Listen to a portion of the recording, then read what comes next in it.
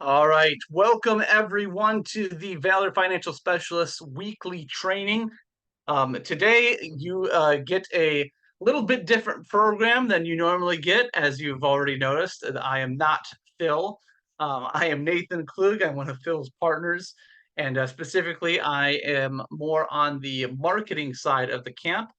And so today we're going to do something a little bit different, going through um, and talking about emails and how to set up uh, your for the three different types of emails that we recommend. So we'll get to that in a second, but just a couple things for housekeeping as normal. This is recorded, so we'll make sure that this gets up on the YouTube channel at some point afterwards. But also, there's a Q&A bar, so if anyone has any questions as we're walking through this information, feel free to throw that up in the Q&A. I will make sure that there's some time for us to be able to go through that information and answer any questions that you have. And again, we're specifically going to be covering email marketing today. And I'll try and be a little interactive. I like to be at least a little bit. So with that said, just form a quick use the raise hand icon. Can everyone hear me? And audio is good. I just want to check. I'm getting a couple people. Great. Raise hand, raise hand. Perfect. So that is an easy participation right there, but we will see as we go along how many people continue to stay active and participating. Um, with that said, um, the first question that I'll ask now that we got that one out of the way and everyone can hear me is email marketing in general. When I say email marketing, put in the chat real quick. Either we'll do two things. Is one, when I say email marketing, how many of you would say that you're doing email marketing in some way, shape, or form? Just so you can put in the chat or raise your hand. I'll take the raise a hand as a yes. So we got a handful of people that are doing email marketing. Perfect. So for those that are doing email marketing, maybe this is something that you can snooze on. You can take a nap for a little bit. For those that are not doing any email marketing, then this is going to be very useful for you to understand. So let's jump into this. I'm going to share my screen. And again, as I share my screen, if you can see my screen, just give me a quick hand raise in a second. Hold on. Let's see. All right, let's see. Can everyone see my screen? Thank you for all the hand raisers. I appreciate it. All right, so today we're going to go through this is a very super basic concept idea, but the first thing is the agenda. Basically, we're just going to be talking about four things: the importance of email marketing, setting up your transactional email. We're going to walk through that step by step. Apparently, I can't spell email. We're going to talk about your warm email server, and then you're going to talk about your cold email server, and then we'll have a Q&A section. So again, if you have any questions, and honestly anything about with emails at all, just let me know as well. And I'll see if I don't have an answer for whatever reason, I'll make sure that I get it over to you. All right. So the first thing we're going to talk about is emails from a number standpoint. And this is super basic. You can find these stats almost anywhere. I pulled these from mostly one of a HubSpot research that was done. But as of right now, this is stats from the last year or two, but more than 347 billion emails are sent and received each day. 64% of small businesses use email marketing to reach customers. So that was an interesting one for me. That's not everybody, as you see. There's still some people that aren't using email marketing to reach their customers, but it is a vast majority of people. 38% of brands are increasing their email budget, and just 10% are making cuts. So email is still a very, very big deal. The most effective strategies for email marketing campaigns are subscriber segmentation, message personalization, and email automation campaigns. So actually having people subscribe to something and then you're sending them on a regular basis, message personalization where you're using things like what's called custom values and you're putting their information into the email to make it more for them, and then just automation campaigns of just things that are basically put on autopilot and sent out on a regular basis. Um, Emails with multimedia elements or formats with images and or videos have the highest performance. So we know that uh, media is a very big deal, and images and videos help tremendously. Now, just as a side note, and I know I'm getting ahead of myself, but that is something that is a big deal for those that are in the subscriber space, or they have like they've warmed up to them a little bit. On the other end of that, with old emails, brand new people that don't know you from Adam, that one's a little bit more difficult a lot of times because um, of spam and everything that's happening right now with different changes with Google and Yahoo and stuff like that. So just note that images and or videos is usually reserved for people that at least know you to a certain extent, not like the first cold email that goes out. And then the best time to send a marketing email is between 9 or 12, and take this different time zones, but Eastern time, and then 12, 3, and then 12 to 3. And the worst time is, of course, 1 a.m. to 3 a.m. Um, and so that's just something to note. I don't think anybody's sending emails in the morning. But if you are, don't do that. Bad idea. So those are some statistics and basic stuff. But um, for anybody that wants to, this is just a question. I'm not going to expect anybody to answer, but just out of curiosity for anybody, what is one thing from an email standpoint that is important for you, or why you think it's still important for your business, for insurance agents in general? I'm going to leave that open ended for right now. If you have an answer, put it in the chat. But just that open ended question of what do you think is important, or why is email marketing important for insurance agents? And we'll talk about, you'll kind of get answers throughout. But the main thing that we're going to be doing today, and this is something that I've noticed a lot, and it's one of my biggest pet peeves.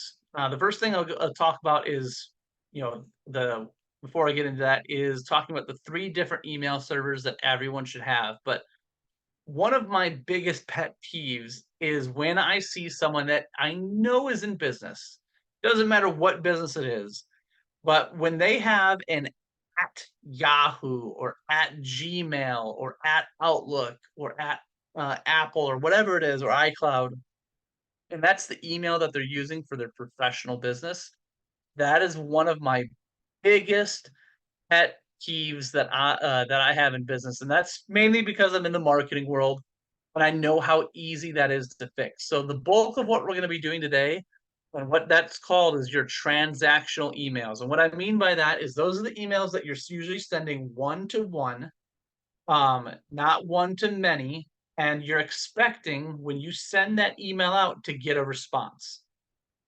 So that's something that we use all the time. Everyone uses that, but in business, especially depending on where you're coming from, and this was the case for me when I first got started as well, I was using my regular email. It was nathanklug@gmail.com. And very quickly realizing that just that extra step of buying a domain. So I bought a domain and it was actually my name. So I had Nathan at nathanklug.com. And that made a big difference just from an image standpoint and professional standpoint. So that's what I want to spend the core of today on. And then we'll talk about warm emails and then cold email campaigns and where to set those up, and how to do that piece. But the main thing that we're going to do is we're going to walk through a step-by-step process for how you do your transactional emails. And I'm going to actually show you live how to do it. I know that things when we do them live, something usually always goes wrong. So I'm warning everyone right now, but hopefully we can get through it and show you. But there's basically 4 easy steps to it. Is one, you buy your domain. So that could be, like I mentioned, nathanklug.com. You can get that from places like GoDaddy or Cloudflare, There's a whole bunch of different places, from Google Domains. I think Squarespace just actually bought Google Domains. But anyways, um, buying your domain. So that's your business name, and you want to keep it as short as possible, so that it's easily remembered and not hard to mess up as well. So number one is buying your domain. Number two then is choosing your platform. What I mean by that is your email platform. So is it Google Workspace? Is it Outlook? Um, is it Ymail or Zoho, or there's a whole bunch of different places that you can set up your email, and use that platform and all the tools that they have at their disposal to send it out. Number three then is adding what's called your DNS records. So that basically is just your communication, of the domain and your email platform, and connecting those two. There's lots of different type of DNS records. We are not going to go that far down the rabbit hole, but that's one of the next steps. And typically, most platforms in this day and age will set them up automatically for you. It's usually just if you click the buttons, then you give it access to wherever you bought the domain. And then the last piece is just internal setup, and then you start using it. It's really that simple. We'll walk through this. I mean, this should honestly take 5 to 10, probably closer to 10 minutes, as long as you know what you're doing. So I'm going to walk through that right now. Let me actually jump over. Okay, so I'm going to do this on Google Workspace. Um, Honestly, it's more of a personal preference. I would say I lean towards Google Workspace because of all the things that it connects to, all the tools that it has, um, and it integrates with a lot of other things very easily. Now, if you're not in the like you for whatever reason you hate Google Workspace, there's other ones out there. One of the biggest one, the other one that I would recommend is Outlook. But from a transactional email standpoint, that's really those are the two spaces that I would recommend. And like I said, I definitely lean towards Google Workspace, and what that looks like. Um, and like I said, because of all the integrations and the specific tools that we're using. So this is all it is. So I just type in Google Workspace. I'm just going to click on there, and we're going to get started. Now, as we're doing that, the second thing that I'm going to do is I've used GoDaddy forever, so that's just the place that I buy domains. Like I said, there's plenty of other good ones out there. GoDaddy is one of the major ones. And we're going to find a domain that we want. So I'm going to find one that we're already looking for, and I'm going to set up. But I'm just going to type in here. Let's see, valorfs.co.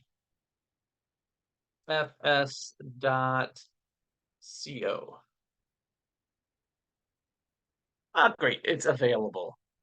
So this is what you're looking for. When you type that in, you don't see it, it's going to give you other suggestions. So valorfs.org, that one's way too expensive. I'm not paying that for a domain that we don't need right now. There's other ones that are out there as well. I would try to stay to as much as possible. So we already have the valorfs.com one. I'm just setting up a different one. If you can, try to find a .com one. In this day and age, it does not matter as much, just more from an identification standpoint. It used to be that the .cos, the .com, like .co was for an international web address. .orgs were, of course, for organizations or nonprofits, and things like that. If you can get a .com, that's always going to be the best. But there's other ones out there as well that work just fine. .co or .net. Those are good as well. But in this case, I'm going to buy the domain. Now, if you're using GoDaddy, they're going to try and upsell you on a whole bunch of crap that you just don't need. First thing is I'm going to move it always to 1 year. Because unless you are like, this is going to be the one that you're going to use for a really, really long time, then of course you can set that up. and buy it for a lot longer.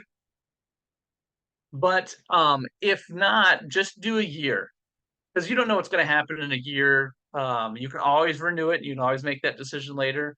But for the whole year, then it's 12 bucks basically. They're going to try and sell you a whole bunch of other things. You do not need it at all. The domain protection or things like that. So just leave it alone. And then I'm just going to purchase this.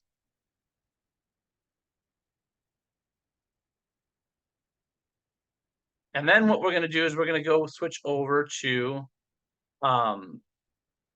Google. And like I said, I know for those that do email marketing or anybody that's understand this, like all this stuff, I'm just going to do later. Don't really need it right now. But for those that know this or have done this, great. For those that haven't, this is how easy it is. So business name is Valor FS. Doesn't matter. They just want to know more information about you.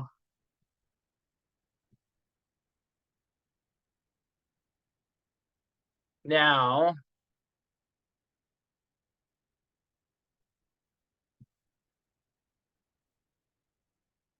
I'm going to create a new one. Yes, we have a domain, and that domain, make sure you get it exact. So valorfs.co.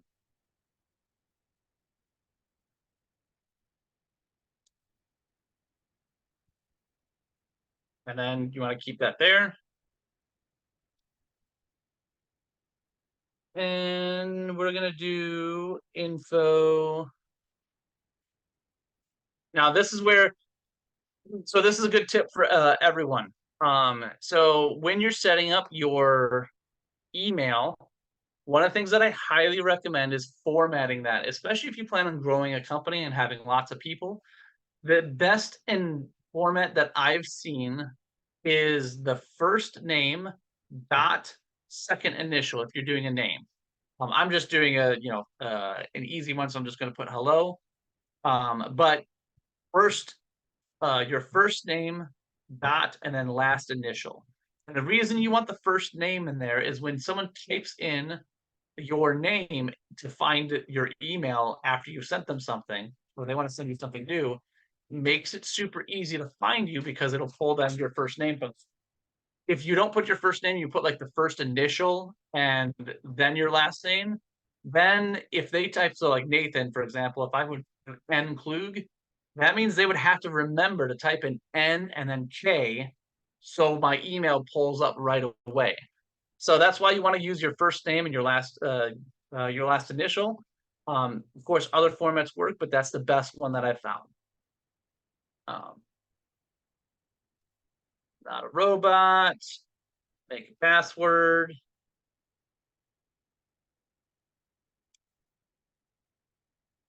And this part, like I said, that's as simple as that is. Now, each Google Workspace, Outlook, anything, they're going to have multiple packages. And like I said, they're already going to put you in this Business Plus package, which is $21. You may need it, you may not. Right now, I'm just going to get the 14-day free trial.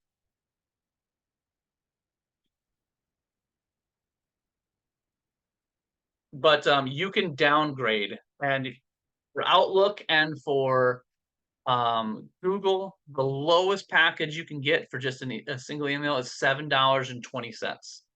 So until you're ready to upgrade, make sure that after whatever trial they have or things like that, you make sure you're downgrading. You should only be paying $7.20 if you're paying it on a monthly basis. Blah, blah, blah.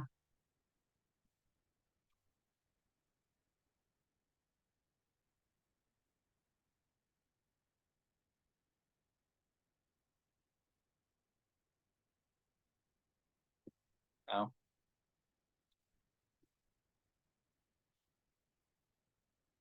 All right.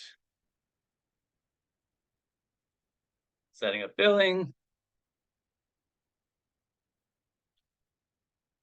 Yeah. They're going to sell you on a whole bunch of AI stuff right now. I'm going to leave that alone. And I understand. And then the next thing that we're going to do is we're going to set up the DNS records. So welcome to the admin console.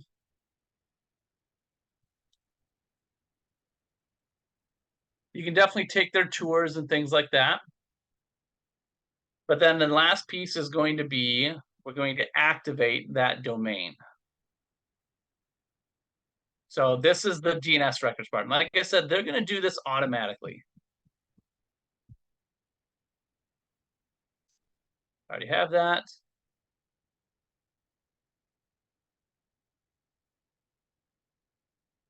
So let's make sure.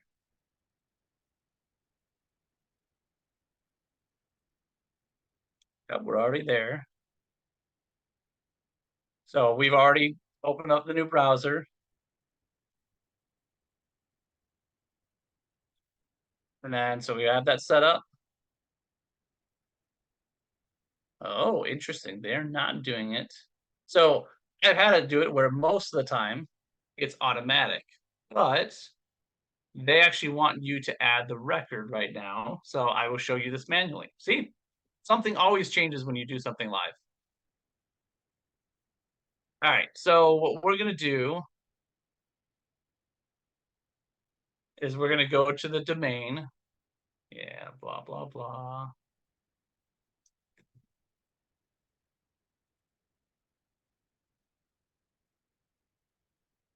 So we just got that one. And then what you want to go is go to your DNS records. And then what we have to do is we have to select an MX record. So we're going to add a new record. MX record. There it is. And I'm just going to follow the instructions. So enter the @ sign.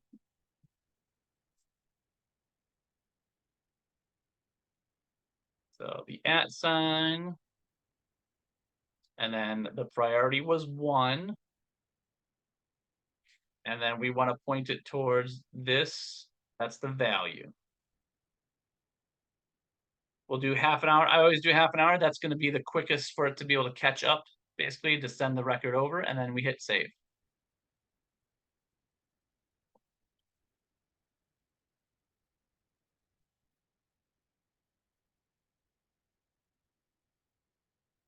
Okay, and then we have to set one more MX record.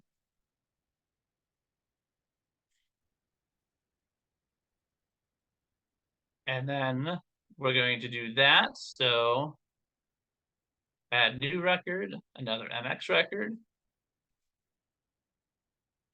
And it said what? The priority was 15. And then we're going to put that verification code in there.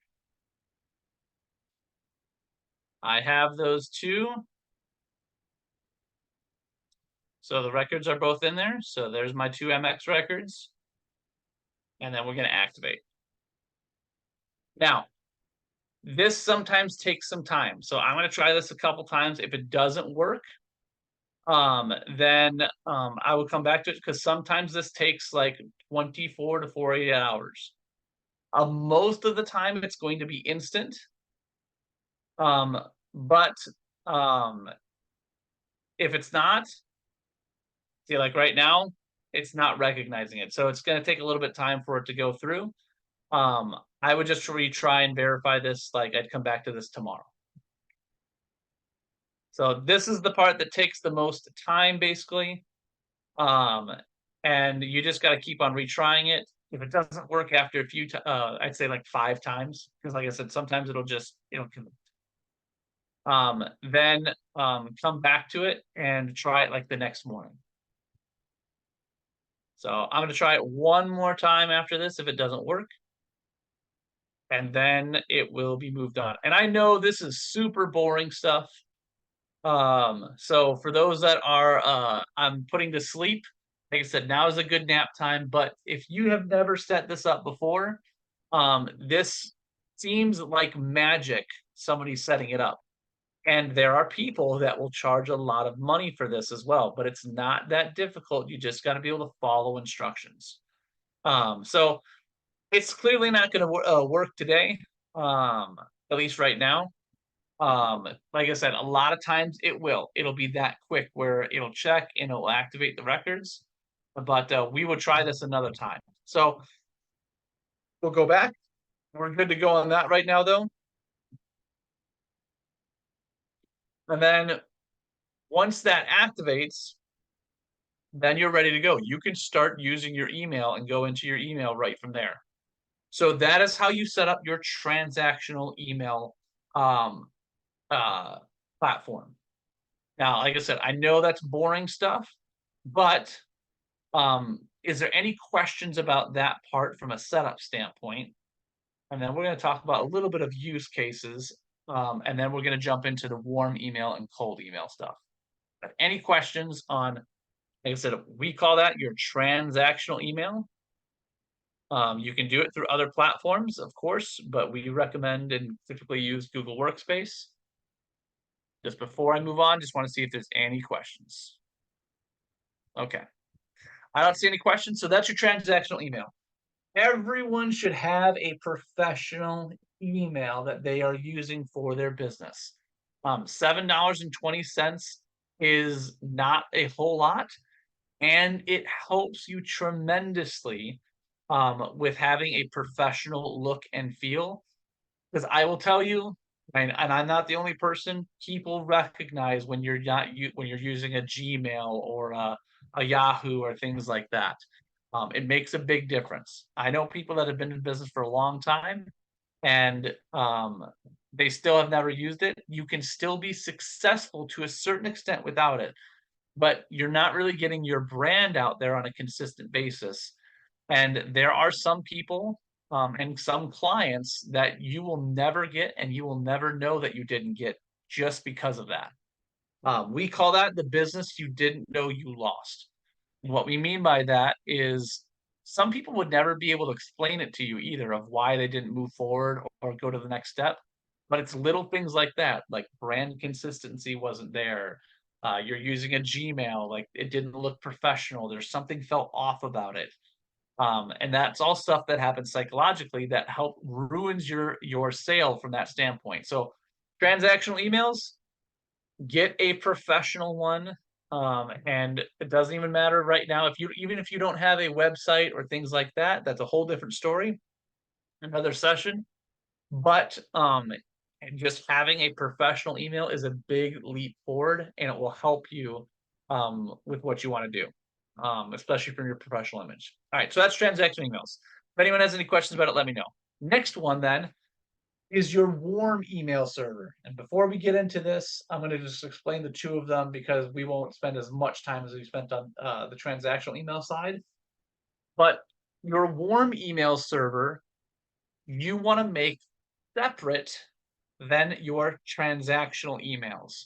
So the one that I just bought was valorfs.co. If that was the email that I set up for transactional emails, I do not want to use that one for sending warm emails, which is my one-to-many to a network that at least knows who I am. They've either subscribed to something, they're my clients, talked with them before, they know who I am. It's not your cold email one, it's your warm email one. And here's the biggest reason why you want to set up a separate domain than the one that you're using for your transactional emails. And very simply, it's this. Well, I guess before I go on, can anyone say why, or why do they think that you should have a separate domain from your transactional emails from your warm emails? Anybody think know why, or can guess? All right, I won't leave everyone hanging. So the reason you want to do that is because of what's called domain reputation. If, for example, you send out a bunch of warm emails and whatever reason, the message that you're sending out is absolute crap. People hate it. They mark it as spam or they unsubscribe from your list, and things like that. What happens then is that the reputation of that domain decreases, and if it decreases so much, you can get what's called blacklisted. What that means is that on all the email servers, they basically have you on a list that says this person sends out bad emails. And that means if these two, if your transactional email and your warm email, if these two had the same domain, then even your transactional emails would go straight to the spam and people wouldn't even see it. We do not want that to happen, which is why we separate your transactional emails and your warm emails. You want to have them on a separate domain. So that's a big deal. That's the number one reason why you don't want to have them using the same domain name. So that's your warm email. Is you're going to set that up separately. And again, it's not for cold email. It's just sending out to people that know you or at least know of you. They don't have to know you a lot, but that they would recognize an email coming from you, basically, or recognize your name or your company name. So that's warm email. The cold email then is these people don't know you from Adam. You've never talked with them. You scraped their data from, you found them their information on a website, or you bought a list, or you grab. It could be a whole bunch of different things, but they don't know you. They never subscribe to your information. You're sending this to them completely cold. This one is a special kind of server that you would use. And what you're doing for this is like the Valor FS. The reason I bought valorfs.co is that's another cold email domain that I would use, because in the cold email world, you want to be sending out as decent amount of emails. So we send out about anywhere between, on the low end right now, 10,000 to 25,000 emails per month, and we're starting to uptick that a lot more. But from a cold email standpoint, what happens is that you don't really care if people mark that as spam. If people mark it as spam, that email domain goes down, you buy another one, it cycles through. I actually see someone raising their hand. Carrie, if you want to ask the question, I'll let me finish this statement, or you can put it in the Q&A, and I'll make sure it gets answered. I'll talk about that in a second, but that's a great question about where you find your lists. It'll depend. To think about that real quick, Carrie, put down there, what type of people are you looking for? Because that'll depend on where you try to get some lists. But the cold email then is you're buying multiple domains, and then you're using a service, and I'll get into it in a second. I know I'm getting ahead of myself, called Instantly is the one that we recommend, instantly.ai. And that service then is you're connecting those domains to the platform, and it's going to, when you send out emails, it's cycling through those different emails so that the domain doesn't get hurt as much and people mark it as spam. If a domain gets blacklisted, you just go on to the next one and you find another domain. So that's your cold email service. It's not hard to set up. We're not going to go into a lot of depth right now. That takes a little bit more to do. And budget-wise, for what you're looking on a cold email side, is you're probably looking around like $250 to $300 a month, because you got to buy multiple domains, you got to buy multiple emails, you got to pay for the Instantly service as well. So between those three things, and then the two things, excuse me, and then the third thing usually is, depending on where you're getting your list from, as an example, you want to verify that list as well. So you're using some kind of verification service. It has one built in, or you could use like Lead Verifier or things like that. And the reason you want to use clean those lists is because you don't know how good or bad that data is. And before you start sending it out and you just get tons of bounces right away, you might as well clear out the ones that aren't as good. So to answer Carrie's question specifically, actually, I'll wait on that. Carrie, if you can put in, like I said, what type of people you're looking for, that would be helpful. Or anybody can. If anybody wants to put in, hey, I'm looking for business owners, then I can give you a couple different places to find, to buy lists and things like that. Now, this is cold data, so it's a little bit different.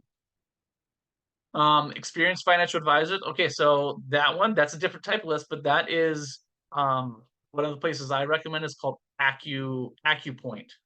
Let me actually find the exact website for you. We've used them in the past. It basically pulls information directly from the National Insurance Producers Registry. And so here, hold on a second. Let me pull up that list. I know I'm going down a little bit of a rabbit hole real quick, but AccuPoint. This is the place. Hold on. But there's a few different AccuPoints out there.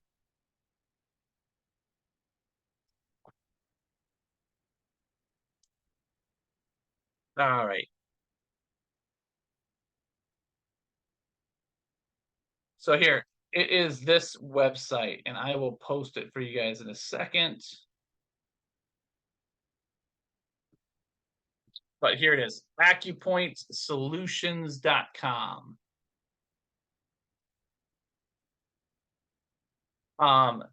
This one, this place is not cheap, but this is one of the best. We've scraped tons of data from places like this. So here, discovery data, I'm not as much familiar with. I'll have to look into them, but so I won't go down too much the rabbit hole right now. But I will. We can have that as a sidebar conversation.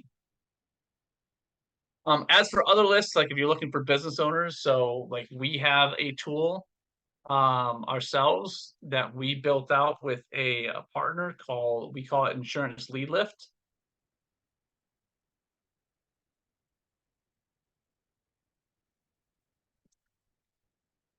This isn't actually this is actually just the login for it, but this will be able to collect oh, what the heck? Well, hold on. Of course, like I said, doing things live never works as it should. But that is another place that we have. That's a tool that we have built within our platform called Insurance Lead Lift. And like I said, it's mainly for, you can find all different types of businesses that use Google Maps and their website to pull information from. There's also a place called List Shack.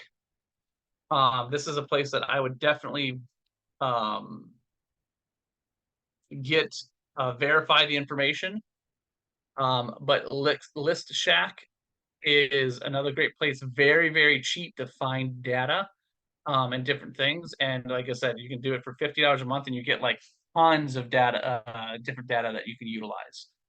If you're looking to go super expensive and get like amazing data, then you can look at what's called ZoomInfo. ZoomInfo is another place, and they have, I mean, the data points that they have. Like, this is good information. Like I said, these aren't warm leads or anything like that, but this is data so that you can cycle it through with email messages and things like that to let them know and get them to raise their hand, or through a Facebook ad, make what's called a lookalike audience on Facebook, and on doing Facebook advertising and things like that. So there's lots of different aspects that you can do, and lots of different places you can pull from. And that would be something that you can take a look at. So I know I kind of went down a rabbit hole on that end. Let me get back and just talk about, on the warm email side, some places that you can go to figure out that piece. And then we're going to work on wrapping up a little bit. But if there's any other questions just about email in general or anything like that, let me know.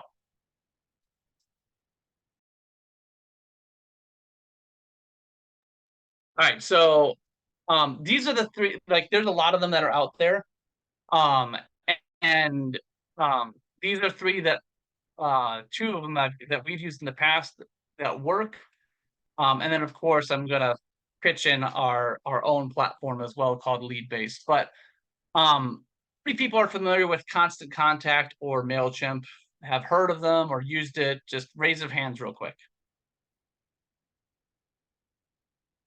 All right, I'm getting a few people. So yeah, so people have heard of it.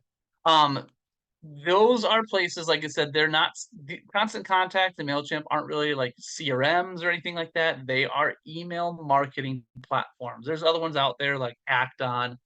You can, HubSpot has a built-in one that's very, very expensive. But the um the other ones, um I'm sorry, hold on 1 second.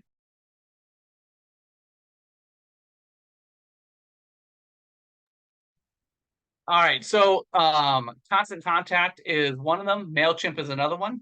And then like I said, our platform Leadbase has a built one in as well. But on these, this is for, again, people that subscribe.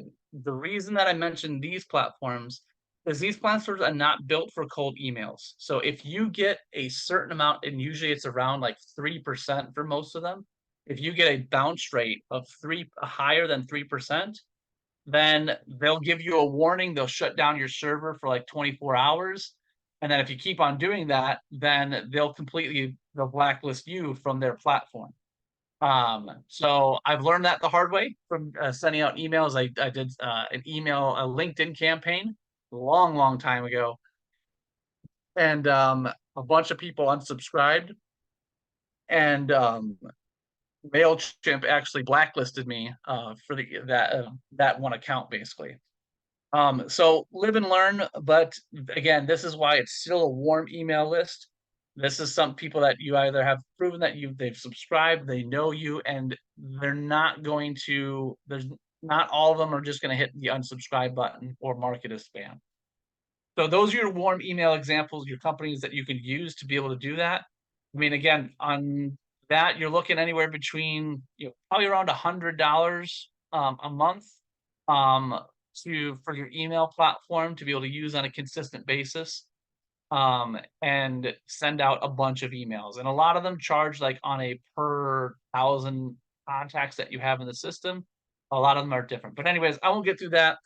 I don't want to spend a lot of time right now because we can spend whole different stuff on where you do that and how you set them up and the type of emails that you send out. That's a whole nother lesson. Right now, we're just talking about from a setup standpoint, because really we can talk about great email marketing messages, but if you don't have any of these platforms set up, the information is useless, basically. It's just a cool trick that you learned that you can talk about at a tea party. So that's your warm email campaigns. You usually use platforms like this. Again, do not use your transactional email, your regular email, to send out those type of campaigns. It's just not a good fit, especially depending on the number. And then the last one that we're talking about is cold email, which is the number one that I recommend and I'm most familiar with is called Instantly. It's called instantly.ai. Basically, again, it's built for cold emails. So you put in multiple domains to it, it cycles through it. You can create sequences of emails and campaigns. It'll track the open rates and the statistics and all that good stuff. We actively use this right now. We use this for multiple clients. We use this for ourselves. So we know how it works and what it does. I'm not as familiar with the other ones that are out there, but you can easily do some research and type in cold email softwares, and you'll get a list. But that's your cold email campaign. So those are the three ones from a business perspective. If you're doing email marketing, those are the three that I would recommend setting up. The first one is, of course, the number one most important of just interactions on a regular basis.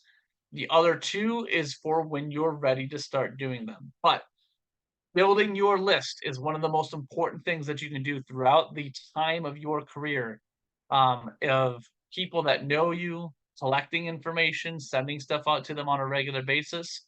That is how you stay top of mind, because on average, don't quote me on the statistic, I forgot where the statistic came from, but sure it's from LIMRA or something like that, is the average person has a life event every 2 years on average. So that could be losing a job, getting a job, having a baby, getting married, getting divorced, a family member passing away. Like, a whole bunch of different things. And if you're not sending information on a consistent basis to them, they aren't thinking about you when something like that happens and they have a change of needs so that you can talk to them. Or so that they're like, oh, now I need what you talked to me about. Can we sit down and talk about it? So that's why email is important and to be used. I'm going to pause now and just see if there's any questions. If I don't see any, then we'll wrap up in a couple minutes. But I will win you all 10 minutes back. As you're thinking about any questions, just a couple of things, Carrie, since you were asking the questions. There's a few other places from a data standpoint that you can look as well, and some of them you can get like start off for free. So let's see, Apollo is one of them. You can get a free version and look up only a few pieces of data and stuff like that, but or you can get a paid version and find, I know, finding advisors, you can still do that on here. Again, this is more of a business tool, B2B tool. So if their information's out there, this tool will be able to find it. Same thing with Seamless .ai. So Seamless is very similar to Apollo. And like I said, it's a place to find data so that you can talk to people or send them, collect their emails, send them a text message, give them a call, do a drop by. So there's lots of places to get data in this day and age. So data is never the issue. It's what you do with that data and what systems you have in place afterwards to be able to get that from cold data to warm data to people that are raising their hands saying, yes, I'm interested in more information from you. But any other questions that anybody has on emails in general? Like I said, if I don't see any questions in the next minute or two, then I will wrap up. You don't have to say this just to make me feel better, but just quick raise of hands or a comment. Was for anybody here, was this helpful to them to understand how to set up transactional emails and where to look for warm marketing or cold? Because I want to kind of get a gauge of, as I share marketing information and which direction to go. So, thank you for, I see a couple people that said that this was helpful. Glad to hear it. So attention grabbers and emails. I'll cover this briefly. Like there is a lot of different things that you can do in that. But before I jump into that real quick, the only other thing that I'll say is for everyone that's still on here as well, because there's a lot of people, if you have a marketing subject or topic or anything like that, that you're like, you know what, I would love to hear more about this in one of these trainings, go ahead and throw it in the Q&A or the chat. Either one doesn't matter. But actually for this, do it in the chat. That'd be better. But just put on there what type of information would you be looking for, or what questions you have in the marketing world in general. As for attention grabbers in the emails, addressing problems with solutions, the number one thing that gets people attention is something that's funny. So if you have anything that makes them chuckle, laugh, hold on one second, my daughter.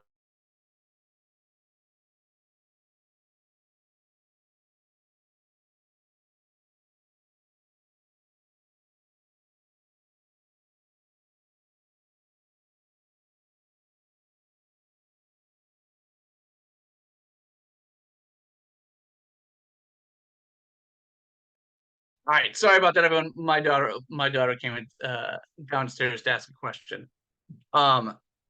Let's see. So with attention grabbers, like I said, the number one thing is if you can find a way to be funny or amusing or anything like that within those attention grabbers, that is one of the most efficient ways that you can get someone to open the email, because there's two things, or rather three things, that people are looking at in an email, or they see before they even open the email, is number one, they see who sent it. The second thing they see is they see the subject line. And then the third thing that they see is the preview line. So those three components are what is, when they look at an email either on their phone or on the computer, the information that they're seeing. Those, the first one you can do nothing about. That's just who it is. Ideally, you always want to try and use, especially if it's a, you want to put your name on it, because a name means it's more personalized, rather than a company. So that's from a sender standpoint. But other than that, there's really not much you can do on the sender side. On the subject line and on the preview line, which is the first sentence basically that you write in the email, that's the information they're going to see. That, like I said, if you can try to be witty or funny, that grabs a lot of people's attention. Now, this also depends on your audience, of course.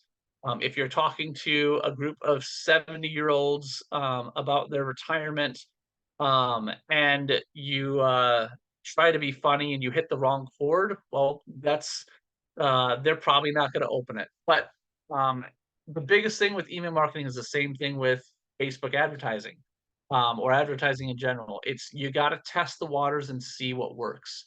So if you think of a subject line, throw that subject line in your social media, and put that out there as information, and see what people say about it. See, and respond to it. If you're getting, some responses or views, then maybe that's one you keep. But it's really cycling through that and finding out what's going to work, especially depending on the audience, if you're trying to grab their attention. But wittiness, funny, I mean, think of the Old Spice commercials, and things like that. Those are things that catch people's attention. Um, so hopefully that was a little helpful on that side. Gary, as he asked another question, did you know in the subject line? Um, it's subjective. The whole did you know? One of the other ones, I will say one of the ones that I've seen work a lot is, I have a question for you. Um, that's something that's worked a lot. I mean, I have here, let me actually pull, since everyone's on.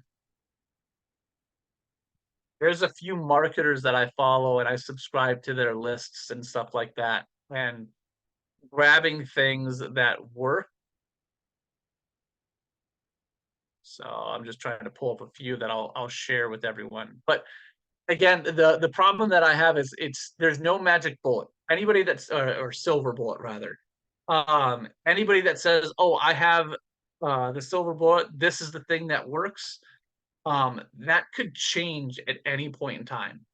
Chat GPT, or AI in general, of getting subject lines, is a great tool to be able to use. You can pull a lot of information from it, and some ideas. But at the end of the day, it's going to come down to just sending that email out and testing that out and seeing which is going to get the better response, especially for the type of audience that you're specifically targeting. Depending on the audience, one message could work for one audience. That's why I say there's no silver bullet, because people can say, hey, this message, this subject line works. Then you try to use it and it falls flat on your face. And the reason being is because of the audience. But I'm just pulling up, I'm going to share this real quick and then we'll get out of here. Is